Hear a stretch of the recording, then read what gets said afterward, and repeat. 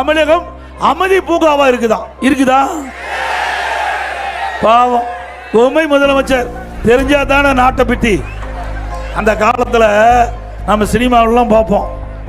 அப்போ அரசர் வீட்டை விட்டே வரமாட்டார். அங்கே இருக்கிற தளபதி போய் அரசர்கிட்ட சொல்லுவாங்க. அரசர் கேட்பார், நாட்டில் மக்கள் எப்படி வாழ்கிறார்? ஆகா, அழகாக வாழ்கிறார்.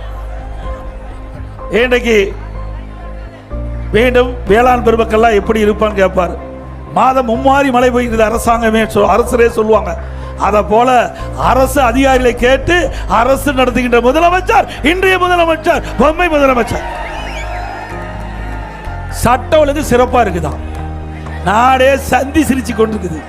சந்தி சிரிக்குது, சட்ட ஒழுங்கு உண்மைதானே? எப்ப எங்க பார்த்தாலும் கொலை, கொள்ளை, திருட்டு, வாலிபறிவு, பாலியல் வன்கொடுமை நடக்காத நாளே இல்லை.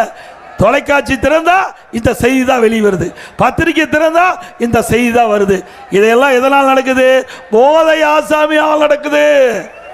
கிராமத்திலிருந்து நகர வரை சந்து பொந்து மூல முடுக்கு எல்லா இடத்திலும் கஞ்சா விற்பனை அமோகமா நடக்குது. திமுக ஆட்சியில் எது கிடைக்குதா இல்லையோ கஞ்சா தாராளமா கிடைக்குது.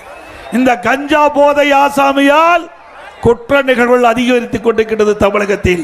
பலமுறை சட்டமன்றத்திலே இந்த அரசுடைய கவனத்திற்கு கொண்டு வந்தோம். ஆனால் அந்த அரசாங்கம் செவிசாய்க்கவில்லை. இதை தடுத்து நிறுத்த எந்த முயற்சியும் எடுக்கவில்லை. ஏனென்றால் இந்த கஞ்சா விற்பனைக்கு துணை நிற்பது ஆளுங்கட்சியை சேர்ந்த